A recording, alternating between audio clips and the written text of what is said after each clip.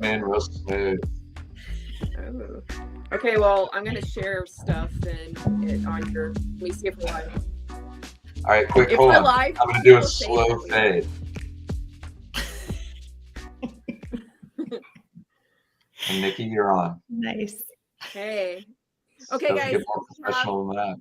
Let's all introduce ourselves. I'm Nikkiana Jones. Everybody else introduce themselves. Mike, fine. Pottery Wolf Productions. I'm Journey to Truth Podcast. I'm Katie and the chorus. Yeah.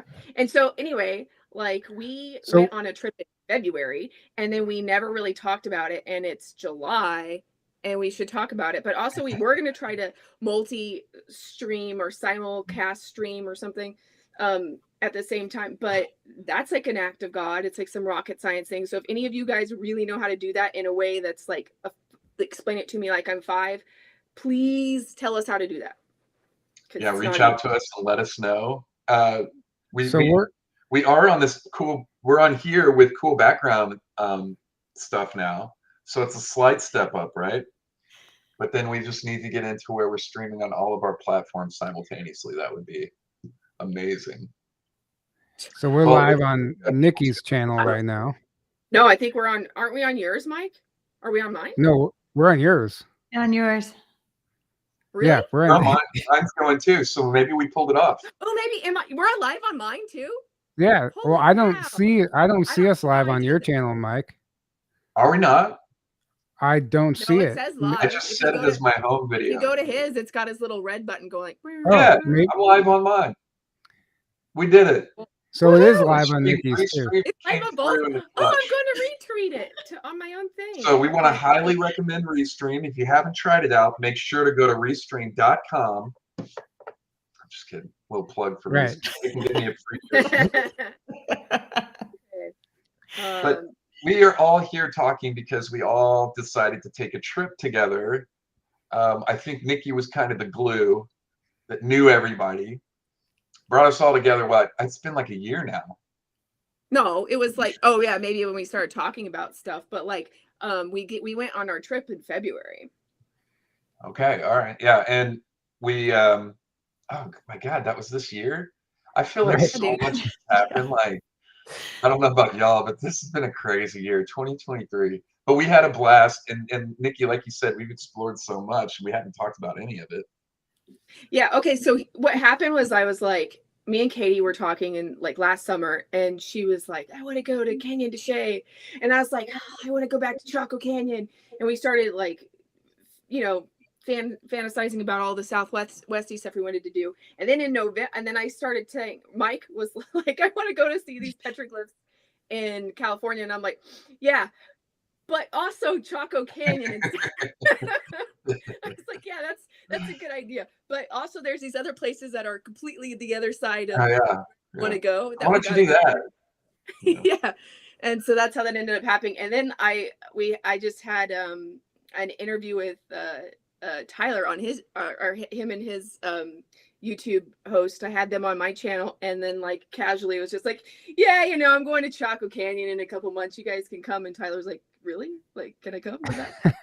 I was like, sure. And it ended up being like awesome. Okay, so that's fine. Nobody wants to hear about other people's awesome trips except when they see amazing stuff. So where did we go first? What did we do? Oh, like with the best thing ever is that we got stuck in the mud like the first day, and then it was like one of those team building exercise things. I really feel like it was. I feel like that really set the tone for the rest of the trip. Because none of us really knew each other, so we all got an idea, kind of a sense of how we operate under pressure. Because that sucked, like big sucked. Like we could have died out there, y'all. We were like in. Yeah, it was like 4 hours, 5 hours. We were out there at least, stuck in the mud in the middle of nowhere, and buried. The car was buried. I mean, it was amazing. It was amazing when we got out. Tyler sacrificed a sweater. I did. Tied it around. Right. I saw something on YouTube that said if you tied a sweater around the tire, the wheel, it acted like a grip. Well, but I feel like it made progress. It just was we were stuck too deep, and but we slowly grinded it down about a quarter. We got about a quarter mile out of the mud until we just were like, we had to call a tow truck, but like I was working on that and it was like 15. Like I had to call 911 and be like, so we're gonna die because it's about. Oh, there you go, Katie. She's showing you like what we were. There he is. So oh, nice. We were on our way to Bisty, which is like these weird rock formations. It's kind of close to Cahokia, but we actually didn't get to make it there because we were like, oh, let's go on that side road. Google was misleading us for a dry day kind of thing, right?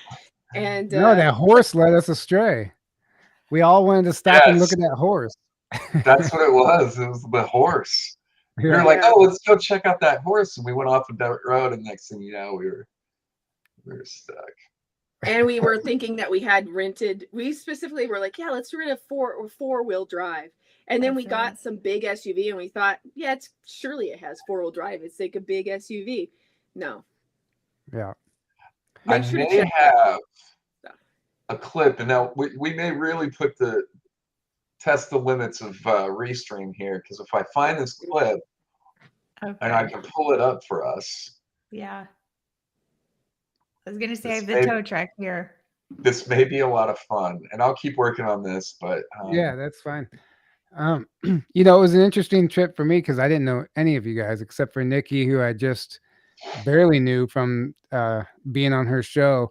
But I had been guided to go to Chaco Canyon, and all these synchronicities were leading me there. And then to the point where I literally got invited. Like, I was like, there's no coincidence. Like, some person's invited me to this place that I've just been drawn to. So I just booked the trip. That's why I wore this shirt. Book the trip and take the hit. Like, you don't know what you're getting into. And if you let fear stop you from doing stuff like that, that trip led to so many other opportunities that have changed my life. So it was incredible just for that alone. But then the experiences that we had at Chaco Canyon and then Shiprock, which we can get into because I think that was the most significant day. And then Canyon de Chelly was amazing too. Everything was amazing in its own way. But I think that together, collectively, the trip was awesome. It was really interesting because we were there in the Southwest in February, and they were getting hit with snowstorms, winter storms all around us. And we got snowed out one day, but that was it.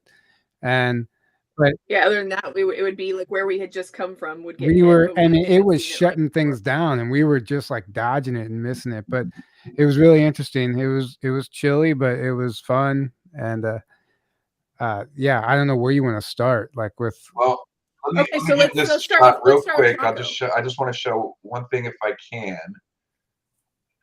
If I'm able to pull it off here.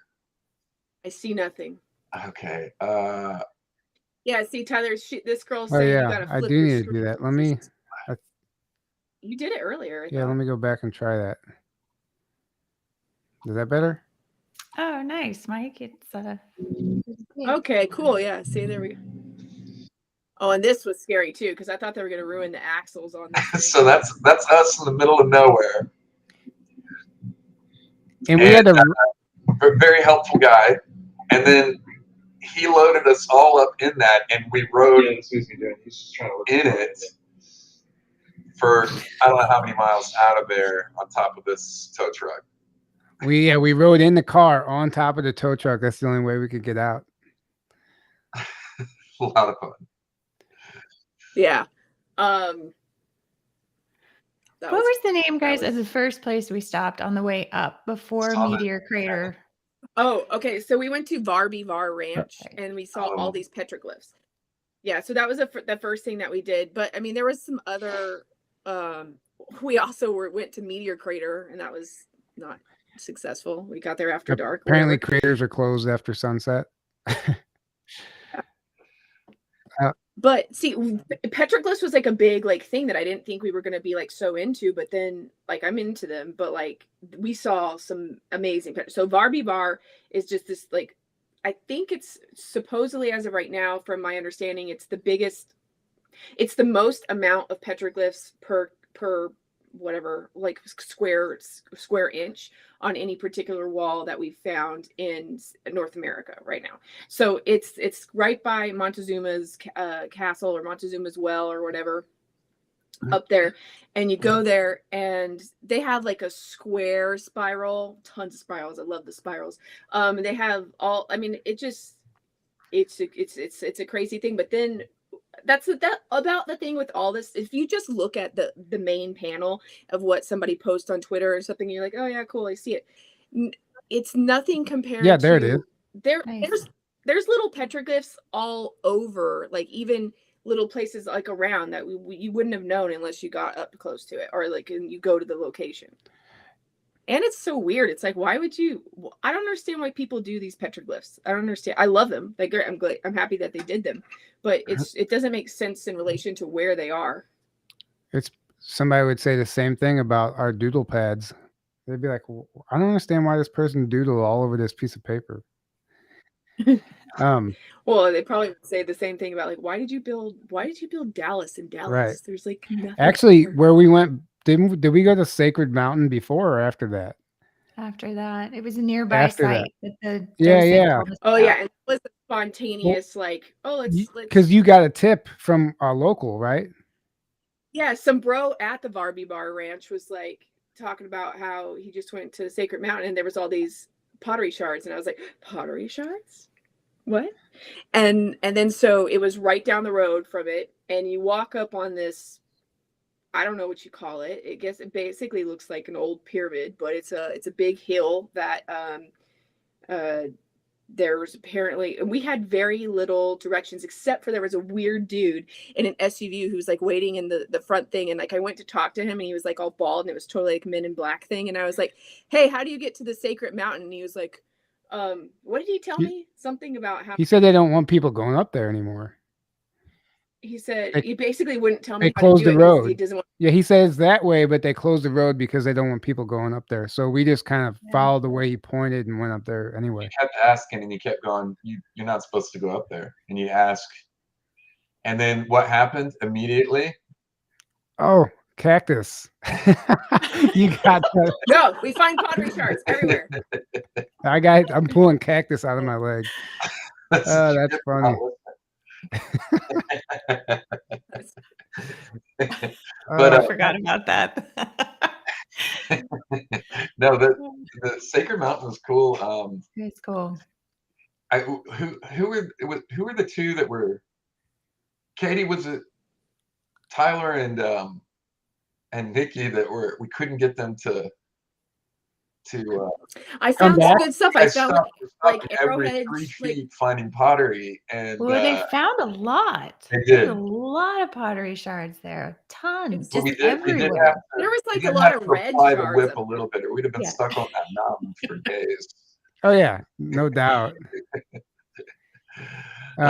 It was an interesting well, there site. is no facts about Sacred Mountain. Like when you get to the top of it, it's like some person was like, oh, never mind, I'm bored, sorry, talk about the facts and subjects. Okay, fine, whatever. Okay, so here's the thing, is like there's so much.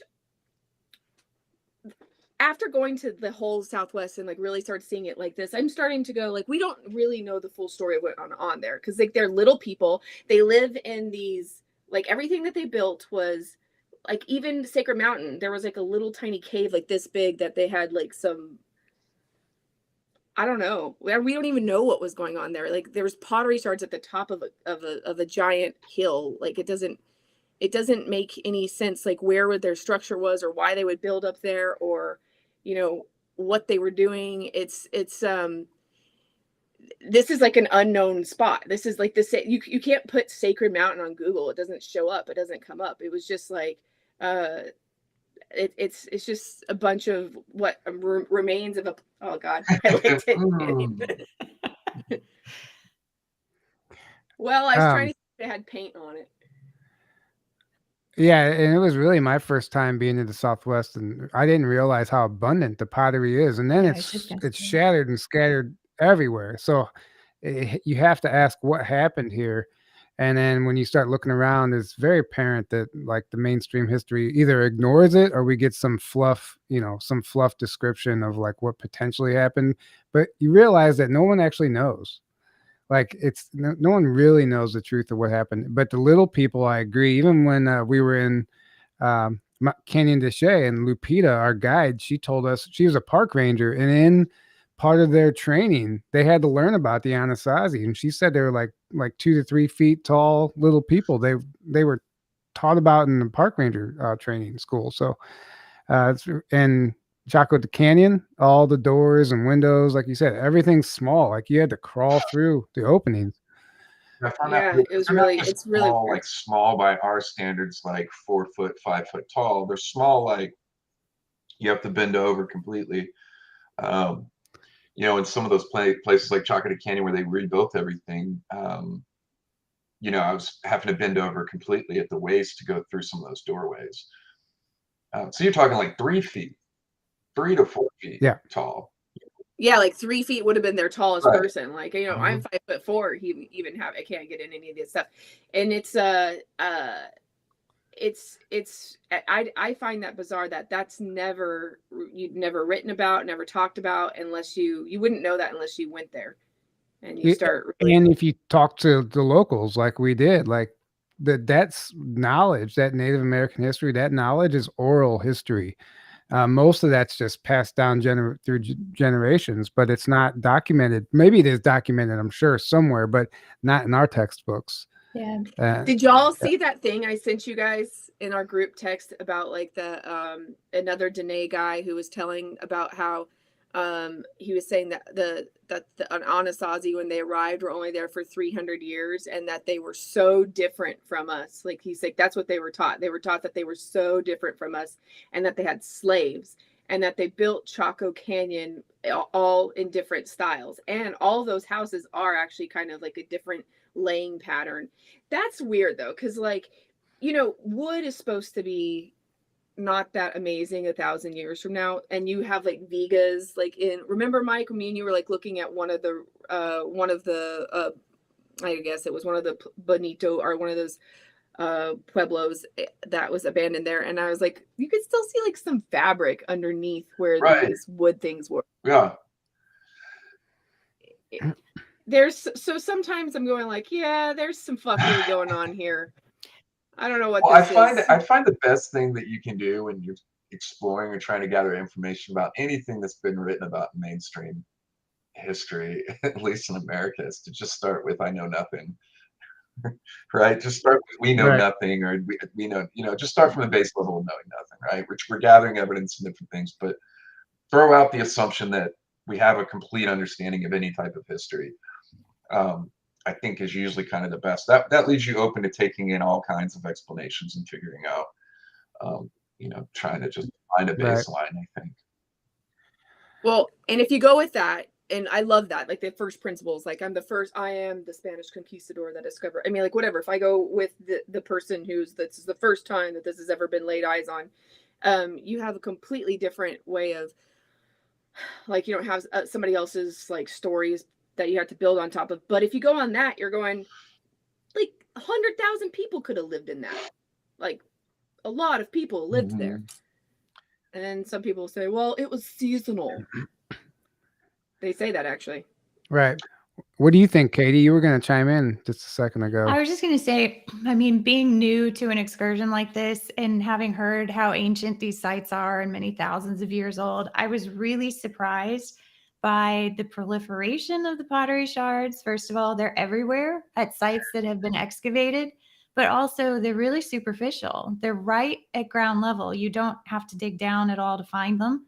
And like Nikki, you were saying, the fabric is extremely well preserved, more than I would think for something that's been out in the elements for 3,000 years. You can see it if you walk around the site and look closely. So I don't know. Or being a newbie to a lot of this, I didn't expect as much to be still there, still kind of all over the ground, still easily accessible. And then, like you guys were saying, there's these aspects of the design of the sites or the structures that don't line up with the story. Like, these were clearly smaller people. You can tell me maybe they built the windows and the doorways small for defensive purposes, but like, Or also they could have just been very tiny people. And, you know, those are aspects of it that I can just get railroaded by some of the things that we're taught. Like some of these details don't come up. I bet most people don't know if they walk around the Southwest, they're going to find pottery shards all over the ground right in front of them. As well-traveled as I consider myself to a certain degree, I didn't know that. I didn't know that it was in such an abundance all over the place. You're just walking on the ground and there's literally just pottery shards everywhere on the ground. You just can walk and pick up stuff. You don't Arrowheads have too, to be guys. anywhere close to being any kind of expert to just reach down, you can just reach down and pick stuff up randomly. You're gonna pick up a pottery shard. Right. Wash off with some water, and you're gonna find out that you're holding a pottery shard. And that's crazy, like you said, Katie, that it's also superficial on the ground and not buried, covered, just from weathering and erosion in the area, being covered in dust or different things, flooding in the areas out there. There's tons of those areas. And here's what pisses me off about that in particular point is that they encourage you in the visitor center and everywhere that like don't pick up any of the pottery shards, don't do anything with them, because like, and even in the visitor center the video is like, you know, it's like got a native guy saying like, because like as they were dust they need to go to dust, and in a way you're kind of going like, yeah, but you were like, they are literally and they don't even have pottery shards on display at the Chaco Canyon. That's a great point, because that's really weird. They did have a small, like one little segment, like one section, like one display. Yeah. Of in the museum, but it was tiny. But it's like they don't want you to pick them up because they want them to disintegrate. But then what happens when all that is gone? Santa's asking. Yeah, I know it's not as great, Mike, as when you put it up, but there's some of the pottery shards. I have so many pictures of Nikki and Tyler's hands because they were so good at finding them. But like, Mike, can you make Katie big? Yes. Those patterns are still extremely clear. I mean, they look like they got fired and that's yesterday. The thing, you can, in some cases, you can tell within I guess like how soon it's been churned up or whatever, because like it will get bleached from the sun. Like there are tons that have no painting, no design on them. They're just like completely white and bleached. And then there's some that still have other coloring on them. And then there's levels of decay within there. But there are some that we found that were like black and white. Like it was like fresh. And my thing is like, don't tell me you've excavated a site if you still have all these around. Like these should be all put together, scanned, see if people can make full pots out.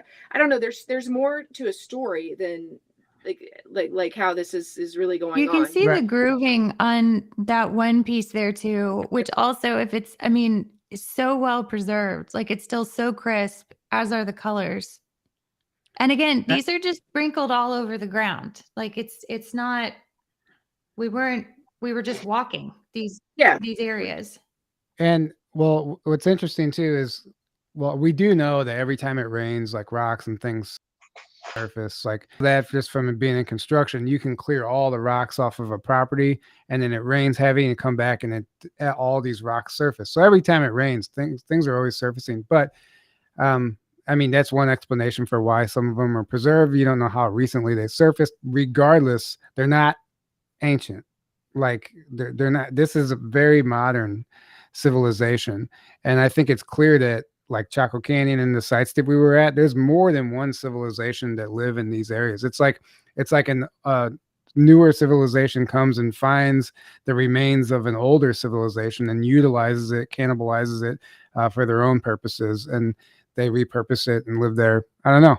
What do you guys think? To Santa's question, so this is an example that was in one of the museums. A lot of geometric. And I would say that we found so many pieces that replicated these patterns, but some of them weren't always that geometric. They seemed a little more freeform, but it's hard to tell with a small piece. But they looked like that.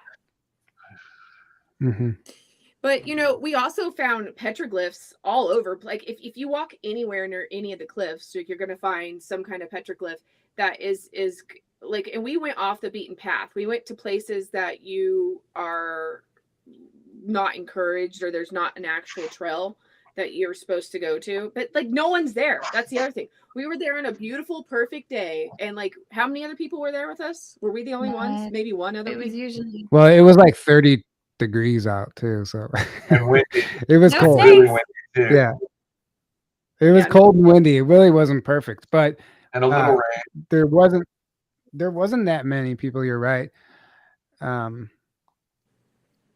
Every time I've been there, like, I don't know, this is probably like my 8th or 9th time, and I've never seen, it doesn't matter whether I've gone in July or January. I mean, I've never seen more than 2 people there ever. It's bizarre to me. And I do feel like, regardless of what we think about it, it's an important site within America. If you're an American, you probably should go there. Like, it's something that you should have in your. Absolutely.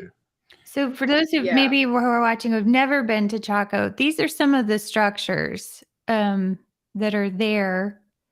I think a lot of it has been reconstructed, right, Nikki? Do you have the Pueblo? Yeah, do you have the Pueblo Bonito from above when we were above the cliffs looking down? Because that's a good overview. Okay. You can tell the stuff that's reconstructed compared to stuff that has been there for a while. I mean, nothing should be that perfect looking. So we're pretty high up. Right. So the plaques will say that it was excavated in 1911 or 1910 or something by the Smithsonian. So that's always like, oh, interesting. And another thing of interest about Chaco Canyon is that only 30 bodies have ever been found. And supposedly, even like if you look at some of these pueblos, they're supposed to be, Chicana's Pueblo, definitely found. They're supposed to be something like, I don't know, it could have housed between 100 to 200,000 people. And if you look at the LiDAR scanning that they have done, that is public, there's highway systems that were going in and out of it. Like, this place was like massive. Right. It's interesting. But 30 bodies have ever been found. So like the legends are that, or like the oral legend is that they just disappeared in the middle of the night. Nobody knows what happened to them. I always thought it was and then now the archaeologists will say that it's a, what do you call it, drought. Yeah, what was all of these places in the American Southwest are always described as these religious sites where people would like migrate to or travel to, right? Like they weren't full year, like all year long, and that just walking through that place, it just none of that resonated with me. Why is it's like everything, this isn't just in America, it's around the world. Everything is for fertility or ritual. Yeah, everything's some religious structure instead of representing practical use.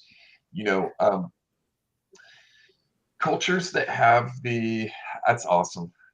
Cultures that have the capacity for creating something of this size and this expansive for just simply religious use would be I think an incredibly well off and organized and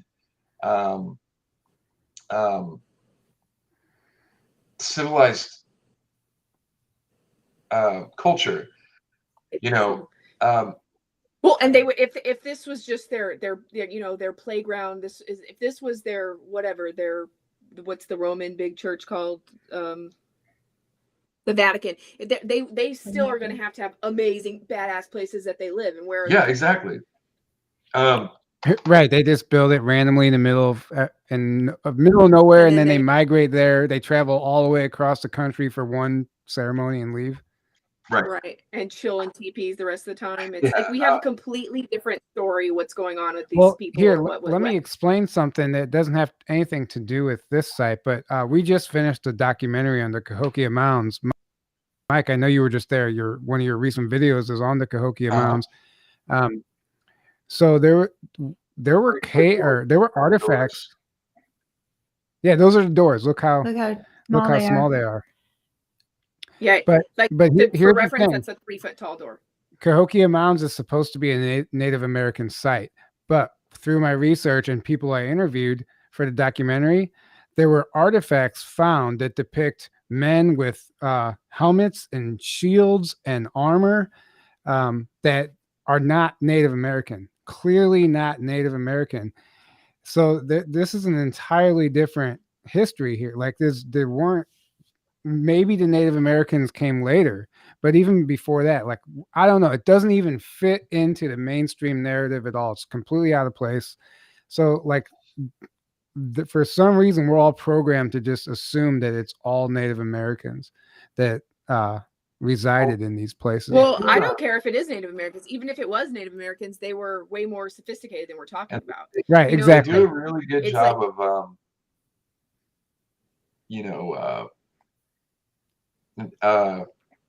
what's the word?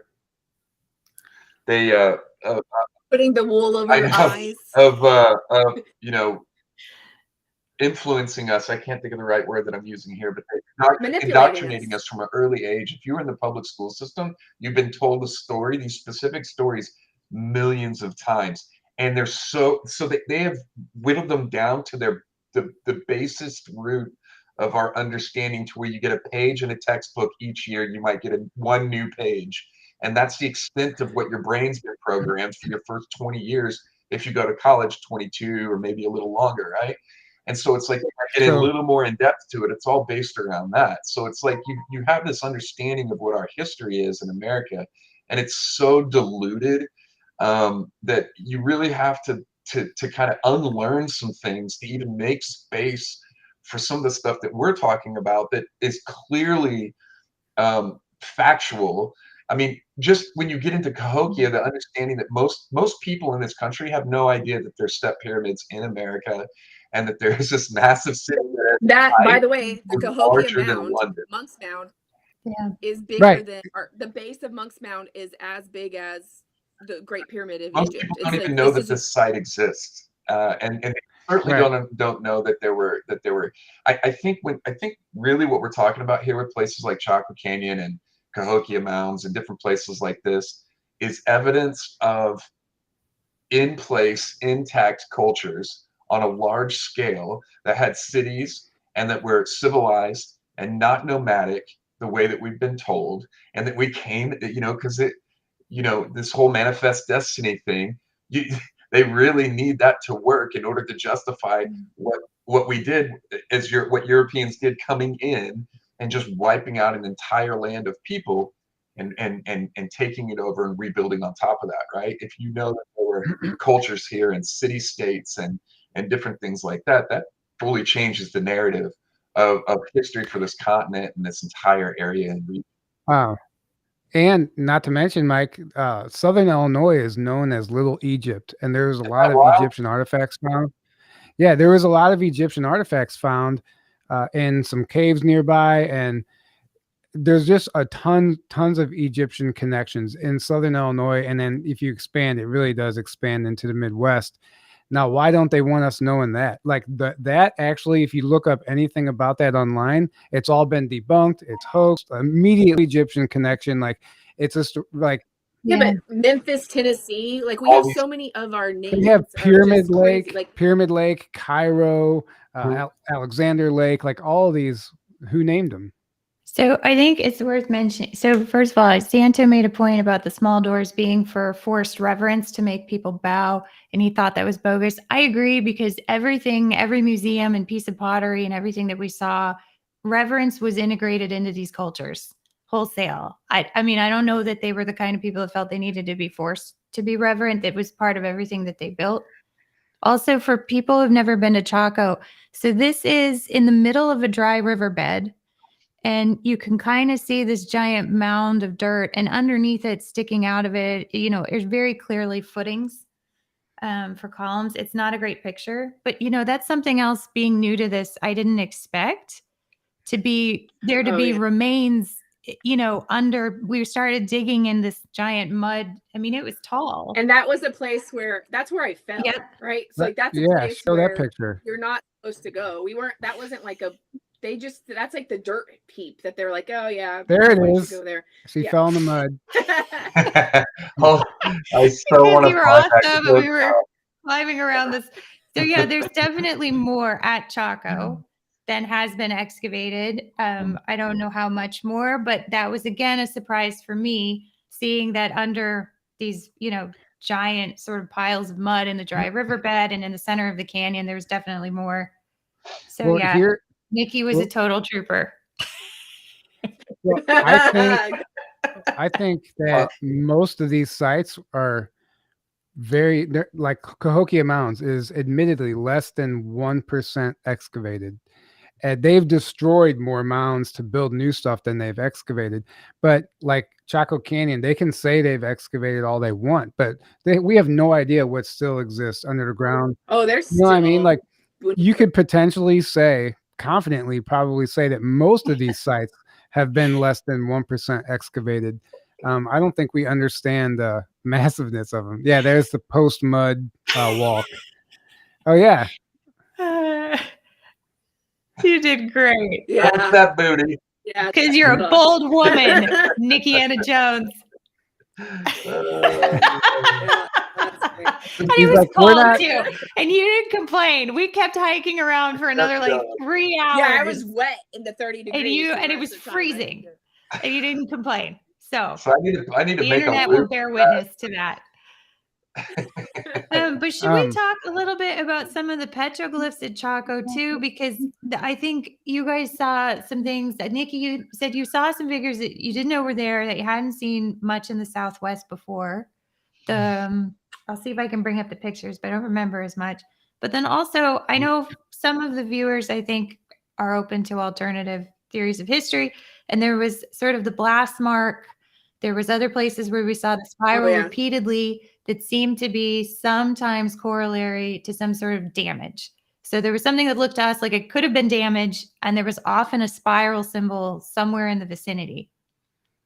And okay, for those of you that don't know some of these terminology, vitrification means that it's like turned to glass, or like something that I don't know. Mike, what's the definition of the vitrification? Would require, I think, heat of a level that would have been impossible for ancient civilizations to melt stone to produce. Yeah, exactly. Right, like almost like a nuclear blast, or some kind of like. So some famous examples are in Scotland at Urquhart Castle. There's vitrification examples in India, where you also have ancient stories of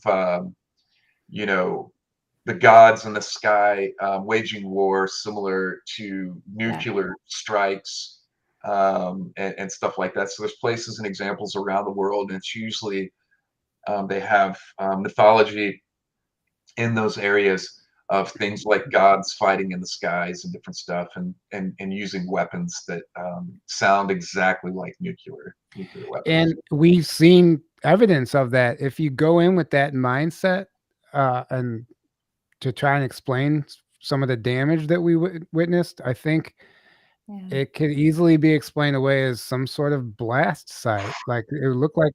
Well, I mean, there were so many of that rock that was Katie has trypophobia. Kept on going like, oh god, but it looks like the honeycomb. I mean, there was so much rock that looks like it had extreme melting or something. Yeah. This is one that stood out to me in Chaco. So we went a little off trail, kind of around and down into a canyon. And if you look at the side of this cliff, this area here, so here it is. I'm standing back, not that far. I wish I had been further back. But I mean, you zoom in. It looks like a blast site. It looks like it looks like it just got blown to shit, quite frankly.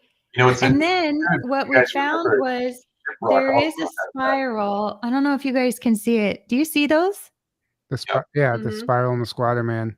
So the spiral and the squatter man were often, when we found something that looked like destruction, they were always nearby, or they were on it. And Mike just made a good point. We found similar stuff, damage, destruction at Shiprock. Yeah, okay, we're gonna get to Shiprock in a second, because like that is one. Okay, that does look like it was blown to shit. Okay. But so this makes then okay. Before we get off of, I also have to talk about the giants too. So we have the little people, but then we also have legends of the giants. Like Tyler was saying, like you sent me before we even went to Chaco Canyon, like there was a story of that. The redheaded giants. Do you remember? Yeah, the redheaded giants. Well, but supposedly there were some giants that were found in Chaco, and then when they tried to remove them, like a tornado that comes from a Native American elder, Chief Golden Light Eagle, who's passed away. But they went to that site and they witnessed it. They saw, there was like an excavation or something being done by the Smithsonian group, and they brought out these giant coffins, the best way they can describe them, giant rectangular boxes, and they hauled these out of this cave somewhere near Chaco Canyon, and they were getting ready to airlift them away when this dust storm, this dust devil came out of nowhere and just took these things and sent them all up into the sky, like to where they don't know where they landed or if they ever came back down. But I mean, that's just a story being passed down, and I'm sharing it with you guys. I don't know how accurate that is, but well, okay. Yeah. What the lady, when we went to, that's another, like, when we went to, what's the other place we went to? Mesa Verde. Mesa Verde had a bunch of the stuff that looked like it was blown up as well. And then, but on the giant story, what was the Canyon de Chelly? What was the lady's name again? Lupita. You just said her. Lupita. I don't know why I can't remember her name. Lupita was telling us on our drive there, we saw like a sign that was said Egyptian caves or Egyptian mummies. Oh, that's right. I forgot about that. Yeah. It was like the cave of the Egyptian mummies. And then so we asked her about it, and she told us that there were these giant skeletons that were they were buried with feathers. She said they were like parrot feathers, like 1,000 parrot feathers, like were wrapped all around them. And that when she was a kid, they the Europeans or something came and took them, and she said we have no idea where they went or what happened to them, but they were for her whole life they were in a cave and people would go visit them. And then when she was little, helicopters came and took them away, and they never figured out or never found out where they took them. Just to be clear who Lupita is for people who are watching. So in order to go into Canyon de Chelly, you have to hire a Navajo guide. So you have to have someone from that tribe goes with you into their land, basically. And Lupita must have been, what? We asked her, she was in her 70s? She was 69. In Canyon de Chelly, as you descend into it, so this is the Canyon de Chelly, she's like, oh, that's my sister's house. That's my house. So like, these are the people who have lived and are the descendants of the people who have been in Canyon de Chelly for years. So when we say Lupita said that, like, there were these coffins or these bodies in this cave, they were covered with feathers, you're hearing that from the woman who is the descendants of the people who have been in this canyon for a very long time. It's not just a rando guide from somewhere. She's a Navajo elder who took us through the canyon. It's not Billy, who's from Pennsylvania and wanted to go do a year working in the national parks forest and likes the outdoors. Right, exactly. Yeah, exactly. And has dreadlocks. Yeah. With dreadlocks and it was also her. Now that you guys know who she is, it was her that told us about the little people as well. Yeah. She was a park ranger at one point, and she learned about the little people. Yeah, but the giants is really interesting. I forgot about the Egyptian connection. Were they parrot feathers or macaw feathers? Well, she said they were colored feathers. Because the macaw feathers were found all throughout the Southwest, but they only exist in South America. So that's another connection, that these people were coming from South America. And that's they say that they were like, they potentially had like macaw like breeding farms up here, and that's why they were here, like people were breeding them. That's the Google explanation. I think they kind of jumped through some hoops. There was a lot of petroglyphs of parrots. Right. But it's like the lengths they go to explain away something instead of just using Occam's razor sometimes, because the Bureau of the Smithsonian, do you guys know the Bureau of Ethnology? It's it's basically the guidebook Smithsonian, and it says within the very first official report that was written in like the late 1800s that anything that goes against the basically the mainstream narrative, it doesn't use that term, but anything that goes against the Columbus discovery of America is going to be outright dismissed. Like it says it in the Smithsonian's own writing. Anything anterior to the findings of whatever we're taught in the textbook, essentially. So in the Smithsonian's own writing, they tell you that they're going to dismiss anything that contradicts their Columbus discovery story. I mean, it's right there. We know that that's not true. Factually, unequivocally, without a doubt, know that that is not true. Right. The Columbus we're going to stand on that, right? Yeah. Right. And it's like, okay, we know it. It basically is common knowledge, but it's still in the textbooks, and we still have Columbus Day, and we still, it's like they. Yeah, it was hard to hear hanging on some of our guide stories about the men in green suits. Remember, she called them that, the Park Service people. So she was like, the men in green suits would show up, they'd go into a cave and come out with boxes, and we would never see those things again. Is exactly how she described it to me. That's how she said it. And she knows their Park Service, but I mean, again, her people, and she's using the way they talked about it. So she's like the men in green suits. She said they would go into our caves. They were sacred sites where they wouldn't even go, and they would come out with boxes, and they know that things were taken that they've never seen again. Well, her story of her indoctrination of like being put into those the Catholic schools. Yeah, that like they basically stole the kids at a certain age and like made them live off of. I mean, they put them in boarding schools. So they came on that note, drug them off their land. Yeah, I've talked about this before for several years now, and traveling around the world, it's something that you notice is a huge part of the Catholic Church, and as they came into different areas, it only takes maybe 2 generations to completely wipe out an entire culture's history and understanding of who they are, and that was refined so well, specifically by something like the Catholic Church, which integrated itself so much into government functions and things like that. So you come in, you take the kids away from the family, you put them in school, you teach them something new, you take away their names, you angelicize their names, and then you send them back home, and then they end up sharing that information with others, right?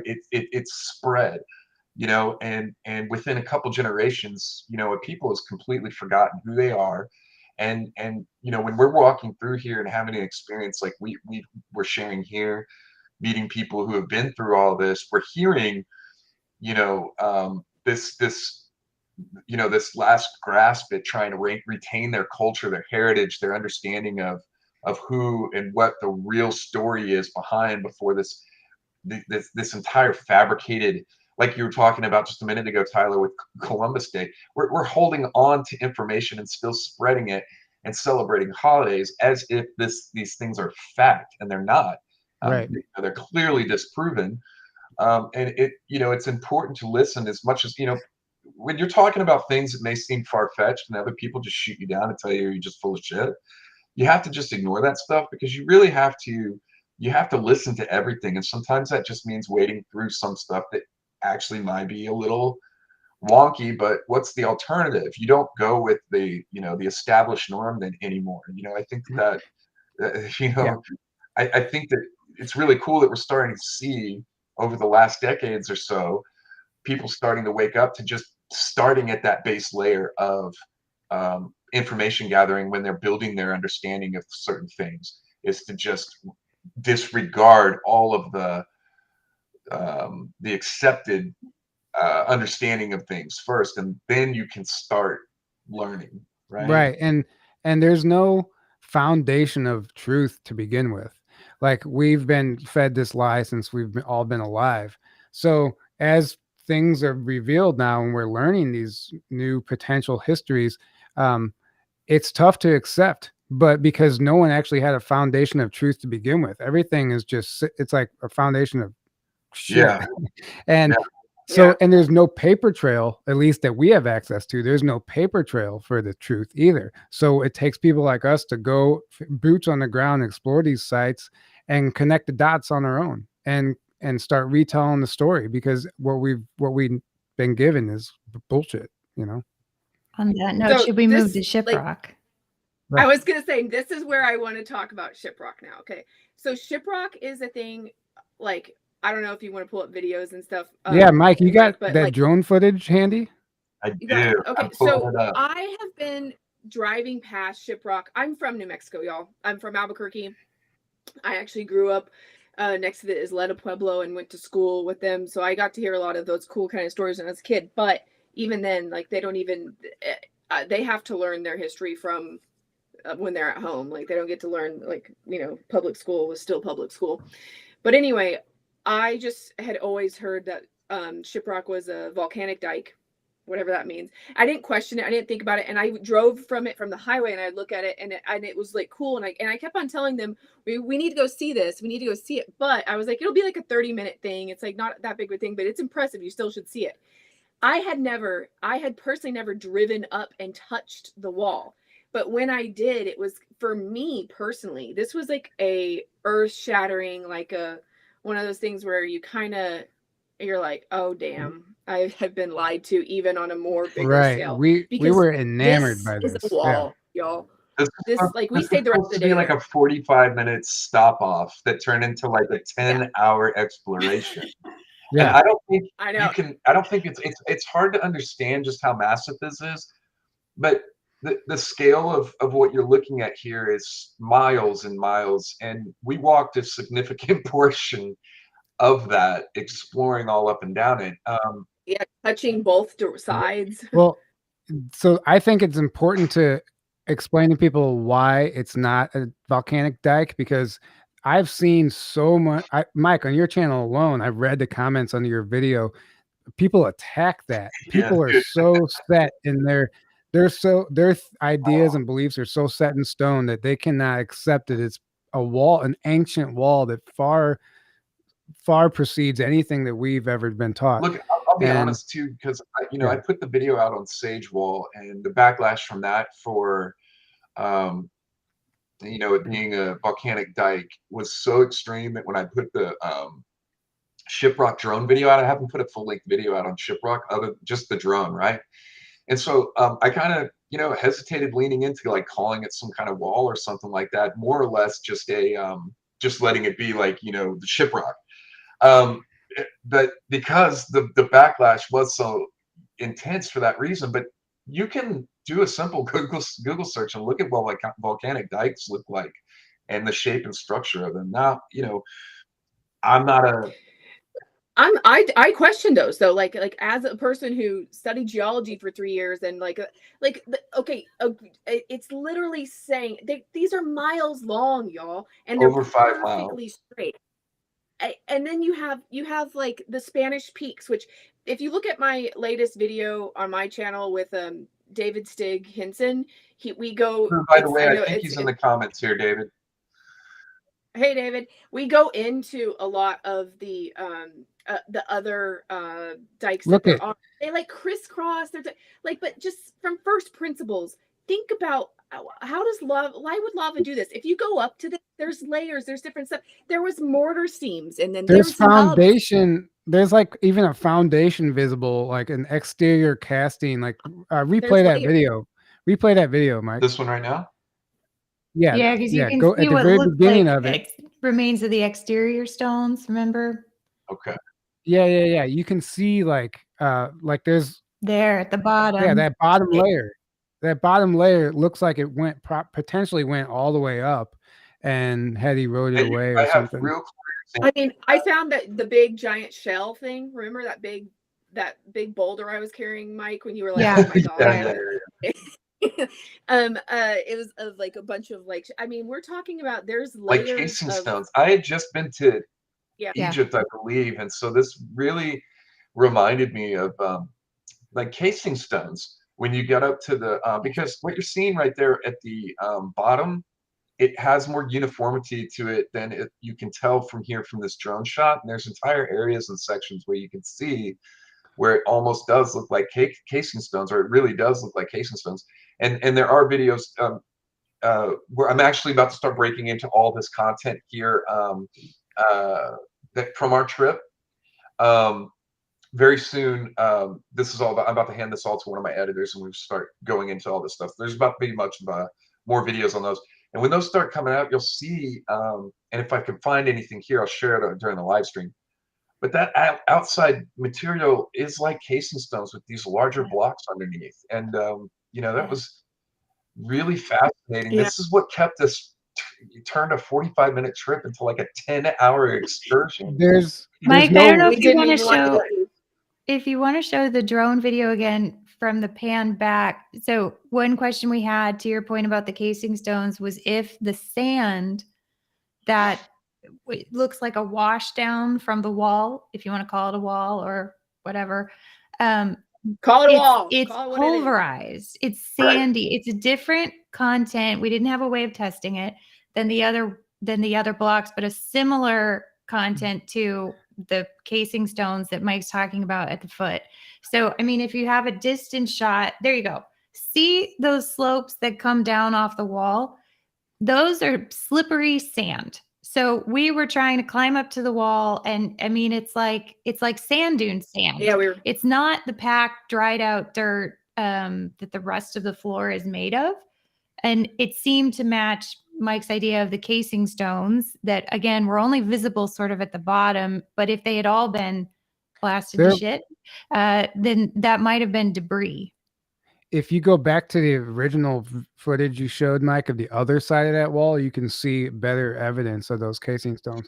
Well, I mean, I have a lot of video that, I mean, like, and I'm sure Mike does too at some point. I don't know if you have it on here, but of just up close what it is. And here's the other thing for you people who I can't think of a nice name to say exactly at this point, but if you want to sit here and tell me that this is like a volcanic dike, and then how stupid I am for saying that or whatever, you look at that nub there. Just look at that nub. Anyway, if you want to sit there and do that, that's fine, but don't you come at me unless you've put your hands on that wall. Unless you've gone to that site and you've put your hands on that wall and you've walked it, then you can talk to me. But until you do it, until you see like the 7 photos that are on Google Earth about it or whatever, shut up. All right. Sorry. I'm sorry. That was kind of mean. Well, I didn't mean to be mean, but I am kind of like sick of the armchair people like trying to tell me what something is or isn't. And if you've touched it and you've put your hands on it, I'll still argue with you, but then we can talk about it. Here, this is something really important to bring up. In Colorado, in the Rocky Mountains, Katie saw an example of this on top of one of the mountain ranges. Now, this is supposed to be a volcanic dike that's created from magma uplift, but the mountain that we saw it on was not. Katie, do you want to explain the history, the difference between the two mountains, and why their own definition is debunked? Yeah, you bet. So in Rocky Mountain National Park, where we just were, according to the plaques that they have in the park, the Never Summer Range, it's a range sort of at the back part of the park, is the only volcanic range in Rocky Mountain National Park. But then if you keep driving past the Never Summer Range and you get to the top of sort of where this visitor center is, there's more of this rock at the top of it, but it's in a completely different range. It's supposed to be non-volcanic. So I don't know, maybe a glacial erratic explains it, but I can bring up the pictures of it. So again, the rock story doesn't quite line up the way the Shiprock rock story doesn't quite line up. But Nikki, I thought you finding the nub on the wall there. That was amazing. There was multiple. And mortar seams. Yeah. I hadn't seen that before. So I'm going to put this back up and try and pause it. So I think I have 3 different nubs, Mike. I thought I sent it to you in that shared file. You should put it in your video that you do, like if you send it to your editor. Like I'll try to look through them tonight, but there was 3 different places that I found nubs. There's a nub. So this was like when we first came in, but then there was some nubs that were closer to the actual Shiprock. Whenever it was like towards the late, like where you drove past that one section, there was another nub over there that was pretty cool. We were all walking on top of it, so I'll send them to you. Well, even besides the nubs, look at the seams that she's pointing out. Well, yeah. Well, I point to the underseam thing. There's like the underseam is better. Glue. So hang on. There's the nub. Well, I'm small now. Mike, I'm big again, let me know. She found an underseam that's in the video. Here, I'll put it back up. So hang on, give it a sec. We come back around past the nub. Under there. You see those? Look at there's actual mortar. Do you see the mortar in between that's sticking there? I saw there was a lot of mortar all over that thing. Yeah. That's why I was going. Sorry. It's okay, but this is back to. I'm going to go with glacial erratic. fluvial markings. Yeah. Yeah, whatever. But okay, here's the thing about all this though.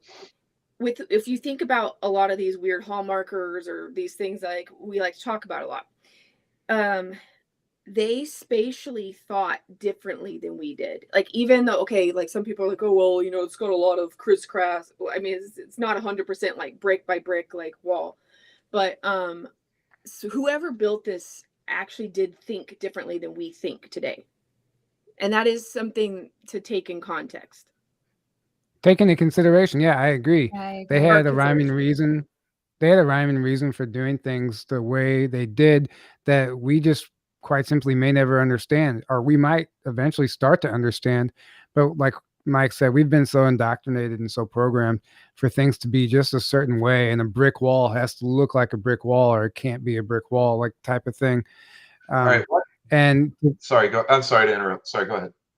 No, I was just going to say, and just to change our mindset that some of these natural, what we've been taught are natural features, might just be so ancient constructions that they don't really look significant anymore, but that doesn't mean that they weren't man-made or made by someone intelligent. I mean, and the other thing is, like, there is an element of destruction to all of this stuff too. I mean, like when we were talking about the vitrification earlier in Chaco and how it looks like stuff was blown to smithereens, we had a lot of that here at Shiprock. And even the Shiprock itself, the main peak, to me, it looks like the Emerald City, like from Wizard of Oz, that someone nuked. It's like, whoosh, and it's just like what remains of it. You know, it's. I think what.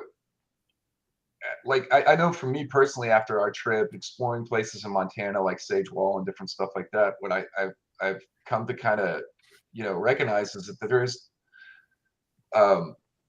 we also have to go ahead and as a community start thinking outside the box when it comes to these possible ancient sites, as well as them being all sorts of combinations between man-made influence, natural sites that have man-made influence, and things like that, because I think it's very possible some of these places perhaps were natural, that have been shaped by man over time, that didn't have a hugely advanced form. They weren't doing megalithic construction of the type of like Baalbek or something like that, right? They were taking stuff around them and using nature, what nature had already started to form, or conversely, we may have stuff that is so incredibly old that it was man-made, but it has had way many more thousands of years than we typically think of natural weathering and erosion influencing its shape and structure to the point where it looks, at this point, almost completely natural.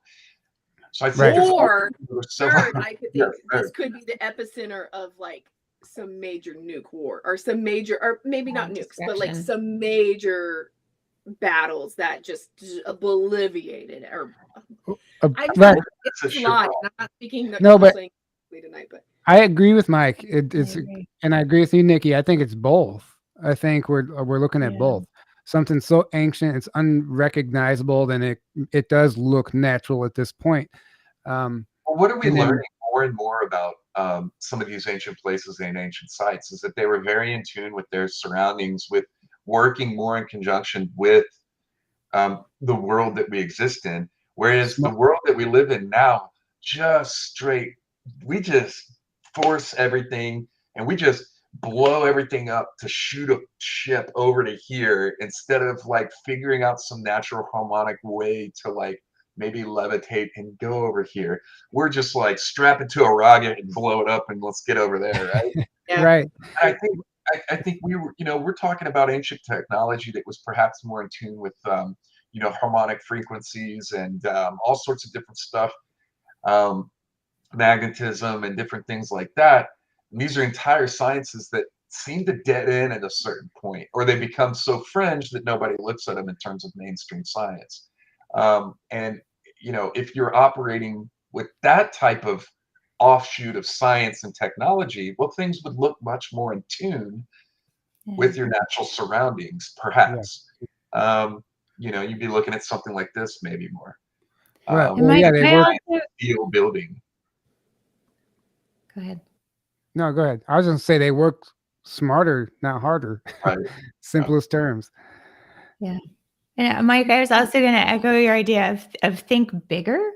I mean, I think the stones at Baalbek, Yangshan Quarry, like, I think these places show us that, like, these were mega builders.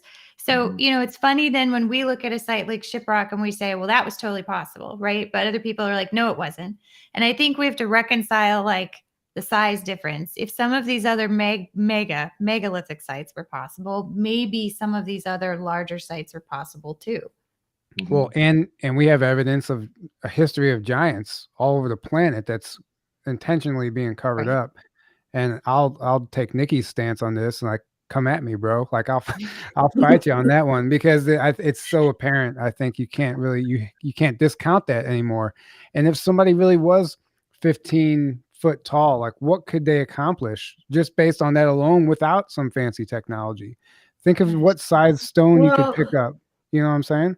And you guys, like, I recently, because my interview with Dave Stig-Hinson, I did a deep dive on, I was like, okay. And I got really, I'm really into my AIs right now. Like, I'm using Bard and ChatGPT and Claude.ai, even though I think they're all kind of like eventually going to kill us all. But like for right now, I want to get on the head of the dragon instead of being in front of the teeth and stuff. So anyway, I'm all asking all the AIs about, like, explaining dikes to me and how the geological process work, and I'm starting looking at all this stuff. It's bullsy bullshit. Okay, if you want to just go down pure, like, what we know, I mean, it is so loose, like just okay, because this is how the world works for us. We name something. Like, if I name something, you're less likely. If I go, like, if you go like, oh, there's a little thing underneath mine, I'm like, oh, it's, you know what? It's got a name. It's called Milia. Yeah, look it up. You can Google it. You can Google it. It's a thing. And then it's like, oh, okay, well, it's labeled. It's known. Like now I don't have to worry about the thing on my eye. It's got a name. It's like if I say, oh, that weird feature, you know what we call that? A dike. That's a dike. And then so some people be like, oh yeah, it's in geology they call that a dike. That doesn't, just by naming something, there does not explain it, or even the explanation that they have. It's funny. It is so it's just as much magical as anything else. If you look at how they talk about how the pressure of the lava is supposed to spread in these geometric patterns like this over, it's insane. And like, why do we have modern examples of volcanoes going off all over the world all the time? Have we had a modern dike being made? Try to look that one up. No, the answer is we haven't, because it's just, this is crazy town. Like, they're just trying to cover up something, and I don't know who they are, but it, it bothers me. And I'm sorry, but if you really want to just start going, don't trust me. Do not trust me at all. You, as a person watching this, go look up what an actual volcanic dike is. Start re-examining all the terms that they're using to explain how these kinds of things are formed, and then see if you buy it. If you buy it, okay, cool. But you gotta understand, like, and this is maybe I don't go into this. I'll go into this. I'll just be brief on it, but you should really understand too that there's a lot of occultic history around the English language and what it is these days. You really need to understand what words mean and how they're used. Right. The words and stuff that we use on a daily basis now, there's a lot of them that have been designed to evoke thought and control. Just, we're one of the only languages that have where words, the same word can have like half a dozen meanings depending on how you use it in what context in a sentence. And some of these things, it almost feels specifically designed for confusion and to almost dumb down a culture. It's I agree. You really get into linguistics and stuff like that, and studying English. Well, Dyke has quite a lot. You'll start understanding. Right? Yeah. What else comes to mind when you hear dike? I don't know. Mike, I have another picture of destruction from Shiprock. So again, I know destruction is kind of a big question, but this is one part of it. So yeah, there's a pile of rubble. There's discoloration along the whole curve. And then there's a very clear pile of rubble at the base of it. And I don't know how to give you a sense of scale, but we are, I mean, at least a football field away. We're very far away from and this. there's actually a blast mark right there in the middle There too. was very similar to the chocolate. This center hole right there, we had a close-up shot of. I don't have it, but that hole right there in the middle. I have a fly up with the drone on that. It's very similar to the blast mark at Chaco that we were showing you all earlier with the spiral. They're very similar. They were using laser beams. Plus, also, I mean, I just feel like if you look at the map, like North America is super rich in all kinds of resources, and it's a huge landmass. And yeah, we did have Native Americans here for sure, but like, I just find it weird that the last like 300 years we were like, yo, there's this place. Okay, Katie, I found it. Cool. Yeah, I mean, you really got to look into who the founding fathers actually were. That'll change your whole outlook on America. Well, I love all that. I don't care. Just come at me. I'm a conspiracy theorist. I don't care. Look at that right there. Right there. Yeah, there's I think it also shows it's a really good shot of the thickness of the wall. So the dike is this consistent thickness the whole way down. But look at the bottom there under the break. That's total scattered. Well, it's like it's a blast mark. Yeah. And that's charred. It looks charred, burnt. Yeah. Well, that's the interesting part. It does look charred there. And then even on the other side of the wall, there's debris as well. Like it looks like it was shot with something, and then debris, it's like the blast site. Yeah. I think we have to go back to the drawing board. Yeah. I mean, and again, for me, as like new to an excursion like this and being able to actually see it in person with these eyes, it looks like the rubble is all just right there. I mean, like if this is thousands and thousands of years ago, I mean, it's the same question with the pottery shards. It's the same question with a lot of this stuff. Like it's just right on top.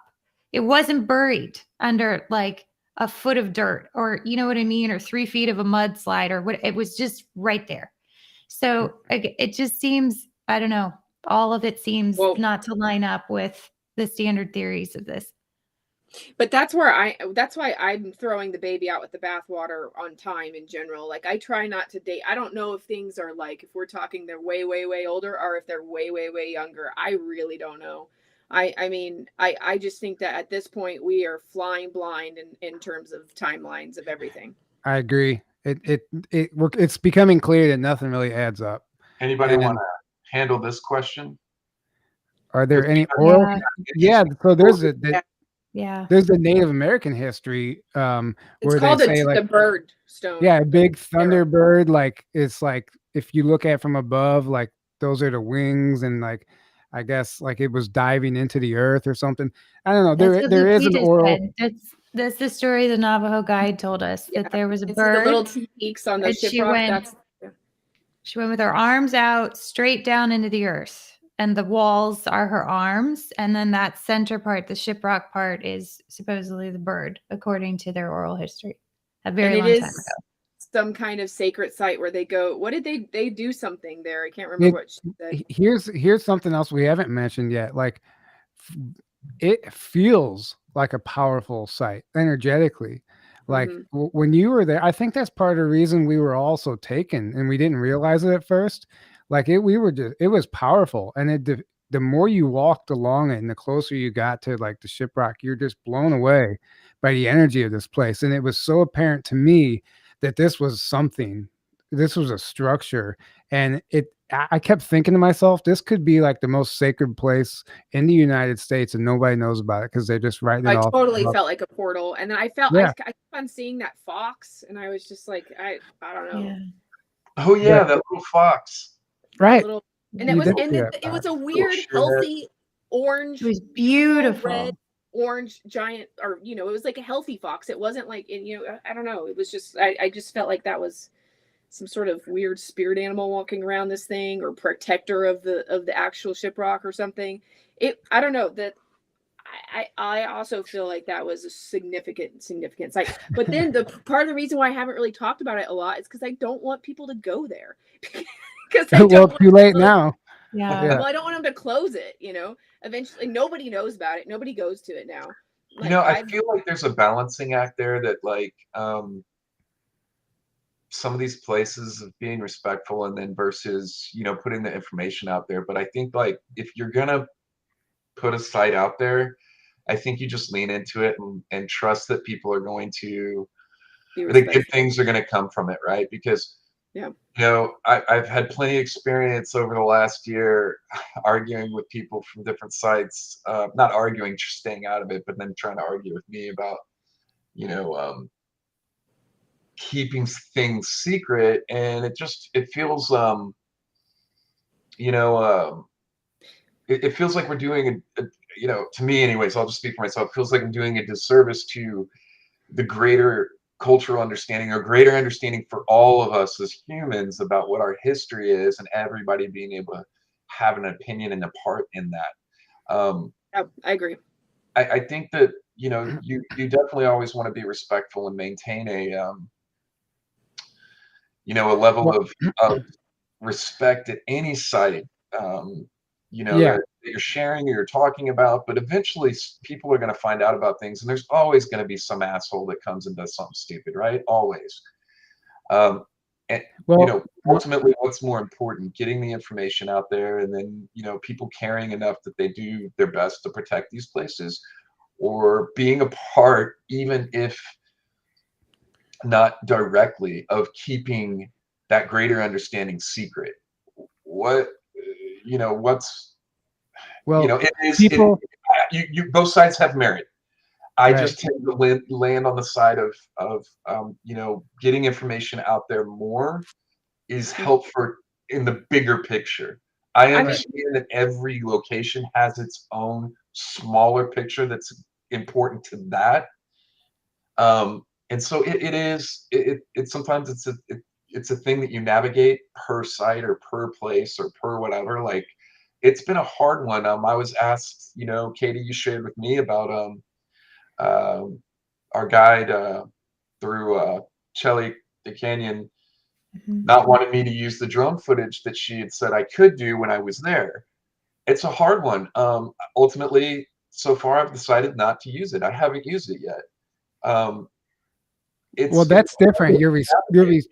But you're respecting someone's request at that point. It's not like you asked for permission. Like, you're in integrity in that situation. You asked for permission, she let you do it, then for whatever reason they don't want you to use it. But I agree with you, like, operating in secrecy is why we're in this mess in the first place. It's true. I mean, there is just this whole thing where it's like, I could see right now you can drive right up to it. You can go in, or you can drive all the way to the actual main lake peak. And people were doing that. There were other people doing that. There were other people doing it, and we weren't the only ones there. But there was 2 cars there the whole day, right? Like, I've never seen that. But there was not a parking lot because, like I said, I'm New Mexican. I've been there my whole life, and I never have seen like more than like a car or 2 going there. It's not a very common thing that people. There's no museum. There's no tourist attraction. No building. There's it's in the middle of. You have to go. There's no bathroom for anyone planning to go there. Oddly enough, I didn't even have to go to the bathroom.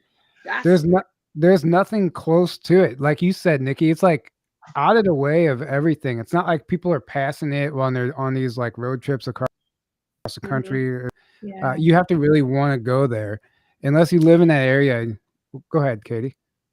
Sorry. I was just saying, Mike, if you have the drone footage from when you flew over it, someone put in the comments that it's bigger than Devil's Tower. Definitely is. The size of this thing is massive. It's really difficult to express it in some of the still imagery I think we had. We all felt like it's so much bigger than this picture is making it look. So maybe your drone footage will show it. Yeah. By the way, I wasn't talking about Shiprock. I was talking about Canyon de Chalet. Footage. Yeah. No, I just meant I have someone in the comments was saying that this one Shiprock is bigger than Devil's Tower. Right, it absolutely is. This thing is massive. It's I have a fly through of the actual where I fly. Yeah, I remember. Yeah, that one. So wasn't the drone not letting you? Wasn't the drone giving you an elevation warning or something? Well, yeah, he could only get to one height. So let me so just to explain that, when we took our trip, I was only maybe, I don't know how many months into taking over all the duties of the channel for myself, filming, drone work, everything behind the scenes and all that, right? So I was still learning the drone somewhat. And all I had needed to do was take off the altitude limitation on it, which I could have done. Serious? And I could have flown it all the way to the top of that thing. And well, you know, is it true that the new, we were all like, new it's the energy, it's not letting you fly. Or no, he was like, we have to get to higher ground so I can start from higher and then we'll go. Yeah. Well, Mike, is it true that I heard that they have the newer drones now, they come pre-programmed with elevation limits, so you can't actually, no matter what you do, your drone will only go so high in certain areas? That could be the case. I know.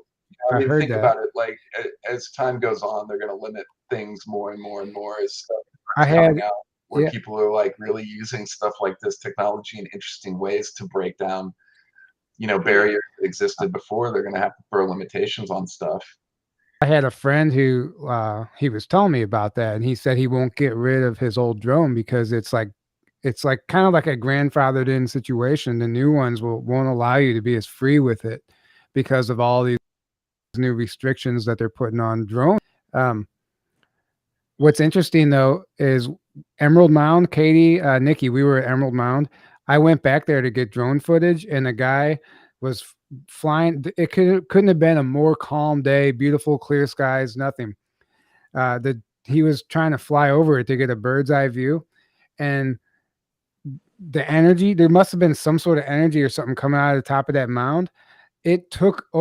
Something took control of his drone and flew it away. He couldn't fly over that. Wow. And it said wind hazard. It said hazardous winds detected, but there were no winds. The drone was reading something else. And every time he would try to fly over the mound, it would like start hydroplaning out of the way, and he couldn't go over it. And within not even minutes, and I have all this on film, a helicopter came and flew directly over. A black helicopter. It wasn't military, but it was a black helicopter, came and flew directly over the mound, Emerald Mound. And you know where that's at, in the middle of nowhere. Yeah. And what's interesting is all three of us, we're there watching this helicopter fly over the mound, and we could not hear the helicopter. And the film does not pick up a helicopter sound. Now tell me something's not weird about that. Wow. All the mounds are weird, and that is awesome footage, by the way, Mike. Real quick, but I mean, we after this trip, we went to Belize and stuff, and we did some pyramid stuff there. But even just mounds and pyramids in general, I think for me, the point I go back to a lot is who builds that much matter? Like an actual pyramid has like one itty bitty room that you can go into, like if even anything, or like sometimes like there'd be a burial mound, or sometimes like some little artifacts in it or whatever. But it's like we never go like, what I feel like right now, there needs to be a hill right there. I'm not building my city around anything until we put a nice little hill, right? It's weird. The way they thought about all that is weird. So it really must have something to do with energy. It must. Well, it is. It's the ley lines. They were building on the ley line. So sometimes I think ley lines are crap because they're measurable. They're not so measurable, are they? Yeah. Oh, 100%. There's documented ley line intersections and the vile vortices all over the planet. You can find them with dowsing rods, instrumentation. Okay, but here's my thing about them. I think that I don't think they're stagnant. I think that they're not a constant. Like, I feel like the energetic threads of the planet will just like within a human are especially based on one when I was on mushrooms. Okay, I could see that's what retitle the video right now. Let's just get to the good stuff.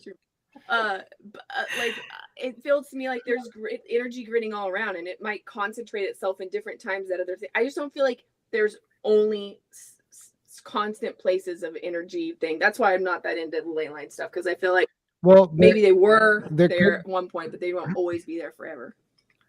Well, that's why if you look, and this is why you guys should watch our Cahokia Mound documentary. We talk about the founding fathers and how they were mound gridders, and they understood the ley lines through necromancy and geomancy. Basically, if you put those two together, you have necrogeomancy, and it talks about working with the land and the energetic ley lines and everything. Isn't that like, I'm thinking something really bad. What is that? Now you're thinking of like something sexual. Anyway, what is it? It is, I don't know the exact definition by heart, but it's working with the energy, like specific areas of the land for energetic purposes. Anyway, they came over here and they literally took over all the mound sites first, strategically, when they came over here. It was not random. They knew exactly what they were doing. And there's clear evidence that they understood the technology and the ley lines, and they knew how to measure it, the chart and map and everything. And the founding fathers did. And they even built their homes on top of some of these mounds. And a lot of the famous battles and murders took place on these ley lines. They were trying to corrupt the energy grid of the entire planet. And there's a whole history on this. So you can start looking into it. And like this guy, Ross Ben, I've never seen someone do better research on this. And he's onto something. He's 100% right. And then like Mount Rushmore, this is a major energetic site. It was a Lakota site, a place of prayer, and they lost that site. It was the 6th grandfather's monument. It was already a sacred monument that the Native Americans and probably more ancient cultures worshipped. They came in and lost it during the Battle of Little Bighorn, and then we came and defaced it and put our founding fathers on it. That was one of their target sites they hit first. There's people don't understand, like this country was not built with good intentions. No, all of it. You see the design laid out everywhere, from our cities to all sorts of stuff. Yeah. And our architecture and this brutalist style of architecture that just soul-sucking square monstrosity of buildings we put up everywhere. It's like, and the Constitution isn't even our Constitution. They adopted it from the Iroquois Confederacy. And then they said, oh, look, this is our idea. Mike, this is amazing footage. Yeah, somebody said, is this real? It looks like it's CGI from Lord of the Rings. It's real. And thank you, whoever put in the comments the actual height of Shiprock. Shiprock's elevation is 5,100 feet. Devil's Tower is 1,200. So this is at nearly the top of Shiprock, where Mike was able to fly his drone below the limit, but it's nearly to the top. And you can see the surrounding area and also the wall or the wings of the bird, according to legend, that goes out straight to the south and straight to the north. Than the ridge, the wall there. And how big that wall was to us. Right. Yeah, we were ants compared to that wall, and then Shiprock. And then ants compared to that thing. Yeah, it was crazy. I think we all wish too we could have done sort of like electromagnetic testing or things like that. We were, Nikki, and they were doing more of that in Belize, but we could feel the energy of this place for sure. But I think that would be a very interesting follow-up for someone to do, is to sort of go out there and test more of that around the area and along the walls. Test the conductivity of the things, and also the rock. I have brought my EMF reader. I just never use it because when you're there, you're like, oh. Keep in mind, this is a 30-minute pit stop. Right. That's true. Yeah, that's all. We were ready for this. Yeah. Where were we even heading that day? Necromancy means talking to the dead. I thought it was something else. Oh no, so it's geomancy so necromancy is talking to the dead. Geomancy is that's working with the rocks. Because somebody told me I was a geomancer, and they're like, a geomancer. Yeah. Sorry, I'm sorry, guys. I got that backwards. Anyway. Fenny just asked, no greenery radiation. So this crossed our mind too. There are interesting, discrepancies in some of the greenery around here, where there are those desert shrub bushes and scrub brush, but they're completely absent in some of these areas and not in others. So it would seem that the seeds, the water, it would have spread all around. So there is, we thought, interesting aspects to that could be looked into further. Also, the lichen on the rocks, Nikki. Was that? Didn't we find lichen there? Did we find lichen? If you want to talk about some of that, was interesting too. I mean, I personally, in all my places of interest, I think that there's an odd amount of, I feel like there's a disproportionate amount of that like lichen and moss that grows on some of these like megalithic type rocks and or rocks that I find of interest in places. And I don't know, I would have to do a study on it at some point, but it would be interesting to see like the ratio at which it grows in nature just by itself versus like, well, actually it's really going to be more interesting to see if there is a higher, okay, let's just talk real quick about in Belize we actually went to these these known ruins, and this dude that we were with, his name is Jared Murphy, he had this idea of doing the measuring, like it was one of those machines that you use like if you're an electrician to see like the conductivity of, oh, is this wire conductive or not or something, except it was an analog one and it was like whatever. So we tested out these ruins, and if actually one of the stones that was part of the ruin, it showed that it was like off the charts conductive. But then if you put it like, so you have to ground the wire and then you analogically touch it to the thing you want to test its conductivity on. If you test the conductivity of the gravel, like on the path that was just like some broad end rock, it's like 0, there's no conductivity. So the actual stones themselves that were used in the Mayan culture of this Belize sites the couple of Belize sites that we tried showed that the stones themselves had a large amount of conductivity, which has huge implications. And we need to take that same science experiment and do it on all these places that we go. Because if we can show that there's a correlation between the amount of conductivity like a stone has versus like a stone that's just like chilling like a villain in nature, then we might have something there. And these stones were right next to each other, just so people understand. It's not like, oh, this stone was in this area, so it was picking up some energy in the area. We're talking about a stone that was a foot away from the other. And the megalithic stone had the conductivity, and then the pebble that was brought in the path had nothing. Yeah. I mean, that's, like you said, it's huge. And then you have to start questioning, is this natural stone they were building with? Or is this something like some sort of concrete even? Yeah. Guys, I got to run, but thank you so much for having me. This was fun. Yeah. I'm going to have to go soon too, actually. Okay, then let's just go. Let's just sign off. 1 second. I just want to end on one little thing. It's a one little thing. I think it's a good sign off. If you guys will just give me a second here. Be a perfect ending to our live stream. We'll go ahead and play this for everyone to see. Who's that? Oh, is that Katie? Wait, where? Is that Katie? What's Katie doing? Well, it gives you a good sense of scale, actually. It's yeah, it huge. does give you a good sense There I of was, scale. a speck on the side of Shiprock. Oh, hello. Is she going to wave? Oh, she tripped. I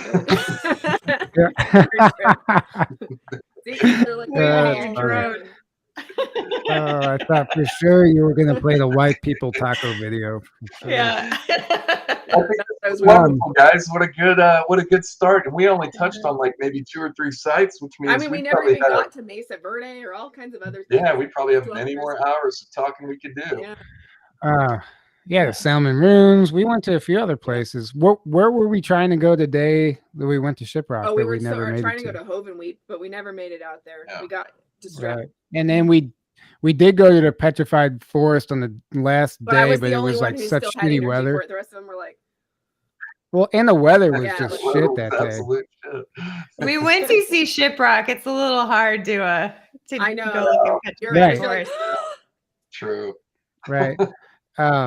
It's interesting though. There's so much to see out in the Southwest, and then not to mention the stuff that you pass on the side of the road. I've been watching videos on that people are documenting. They're just pulling off the side of the highway, and it's just as impressive as like the petroglyphs and Chaco Canyon and stuff like that. There's sites. The entire area is a site. Yeah. I recommend it. If anyone's thinking of going, just do it. And I do want to say one other thing, like we were talking about earlier. Part of the thing about whether to put certain things out or not, or share where locations are, different things like that. I will say that since I've put out locations specifically around stuff on like Montana, the amount of people that have been doing their own research because they can now find the places it has been incredible just in the last year, the amount of extra work and studying and documentation. So, it's just another kind of point in that favor. If you share some of these places, you generate interest, and there becomes so much more conversation, and so much more material starts getting shared. People that are in these areas are like, oh my God, I never knew this was here, and they'll go out and film it, and get stuff that, for us, this is a whole trip, right, to a place like this. Or if you were going to Montana to film up in Montana, like I was using as an example, but for other people, they live right there.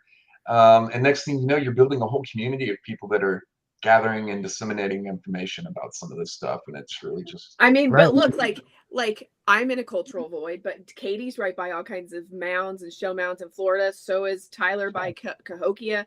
And you have like those cart ruts right in your backyard. I still haven't filmed those. He's gone all over the world, but he hasn't. I live here and there's cart ruts, and I still haven't. Yeah. Well, we grew up going down there to where Bull Creek is, where the cart ruts are, and we go down there drinking and partying when I was a teenager.